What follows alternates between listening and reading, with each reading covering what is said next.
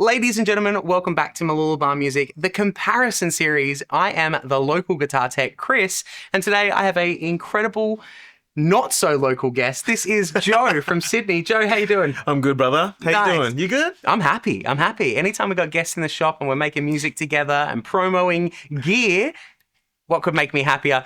Without further ado, we're going to take a look at the comparison series of these beautiful Stingray Music Man basses. The spectrum is wide on this one. We've got the one of the top of the lines here versus one of the entry levels. So more of the bells and whistles versus the bass line of what you actually expect with a entry level bass guitar. Tell us about some of the features on that guitar, Joe.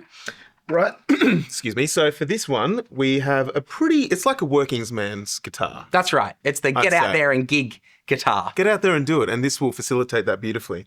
So we have the maple neck on here. Mm-hmm. It does not have a lacquered finish. It's more of like a satin sort of gloss finish. That's right. And you can really feel the timber there in a very comfortable way. It feels absolutely beautiful. We have the open gear tunings here, which you can see, which is to be expected. The 6-bolt neck there. And we also have this humbucker, which is a ceramic humbucker. That's correct, right? Ceramic humbucker, so you can expect those tonal qualities. And what about the actual controls there? Not too many bells and whistles. Very straightforward. Right down the lane, we have a volume knob and a tone knob. Master volume, master tone, nothing more, nothing less. That's it. But how does it sound, Joe? How does it sound? Let's give it a little listen, hey?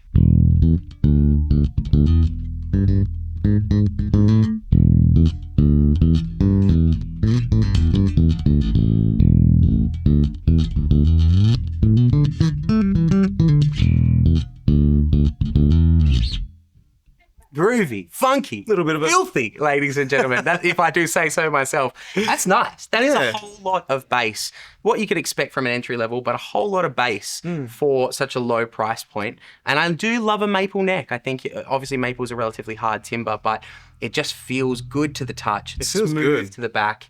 And you can wonder if I am going to buy this, in Australian, $659, $700 bass, in comparison to something like this, which is going to set you back, upwards of $2,000, what is going to be the difference that puts us at that price point? And there's a couple of little things here that I can already see that jump out.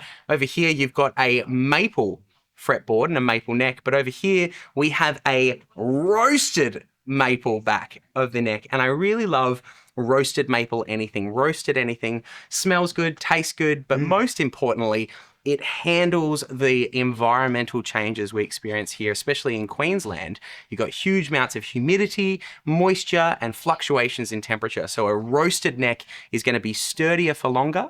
It's going to experience less warping over time. It's a little bit more reliable. And so for that reason, I do like a roasted neck. And over here on the fretboard, you have a rosewood fretboard. So once again, some players lean towards maple, some lean towards rosewood. They have different tonal qualities, but it comes down to the player, really. No right answer. There is no right answer, but it is maple, in my opinion. Anyway, over here, once again, you've still got the same opened gear machine heads on the back of the headstock. You've got a beautiful flame maple top, which I love on this guitar. It's so cool. It really feels like that old school 70s, 80s rock vibe that I really dig. Once again, you've got a humbucker here, and the difference in the electronics is where this guitar is probably going to jump out. Different humbuckers, but on top of that, this guitar has active preamp control. So you've got a little battery in the back here that's putting a little more juice, a little more gain into that pickup. You've got a master volume knob, and then you've got a 3-band EQ. So you can roll off the trebles. They're all blend pots. So you sit them in the middle and you can either dial it back or push a bit forward. So you've got your treble pot, your mids, and then you've got your bass as well. Really nice. Yeah, that notch is like a really awesome feature, especially when you're actually handling the guitar and you can feel that difference there. It just lets you know this is where the bass line sits in the middle, and you can change to your taste and requirement, but it's nice to know where the middle is. And the other thing is, over here on this other Stingray, you've just got a tone roll off, but it's just the trebles. So when you roll off the tone, you're going to hear that more dulling down and warming up the sound of the instrument. Whereas here, you're going to be able to dial in a little more specificity on the tone that you're looking for. Why don't I plug this one in? You should, give it a play there. That's enough talking, Chris. That's too much talking. We're going to plug it in and just have a quick little listen, see how it sounds. So once again.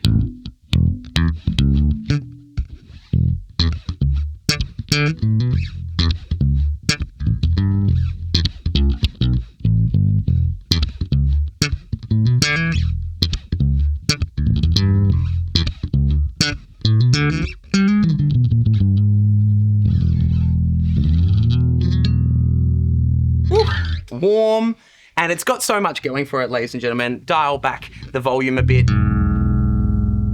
and you can clean that up just a little bit.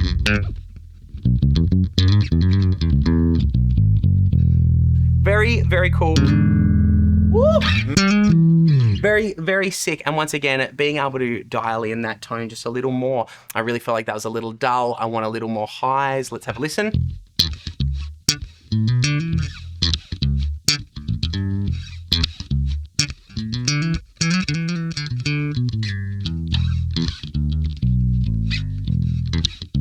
Once again, oh man, I really wish I had a little more mid. And I do, ladies and gentlemen.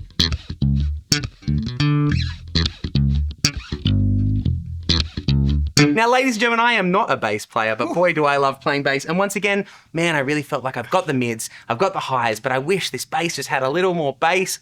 Oh, there it is.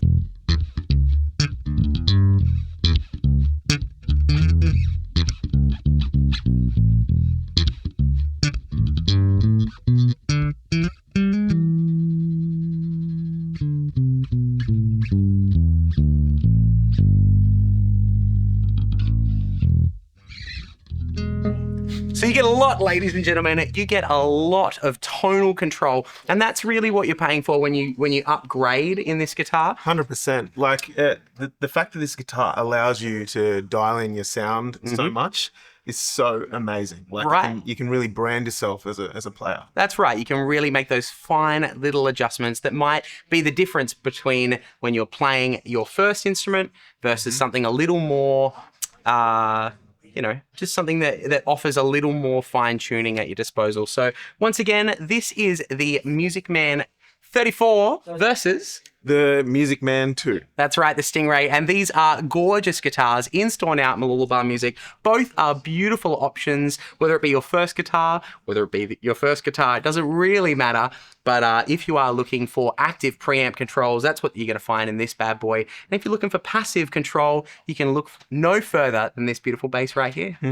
But until next time, thank you. Let us know what you think in the comments. Comment down below and tell us, do you love the 34? Do you love the 2? It doesn't matter. We won't judge you much, but we might judge you a little. So let us know in the comments below. But until next time, my name is Chris and this is Joe, and we've had a ball making music together. Straight up. We'll see you next time. See you guys. Bye.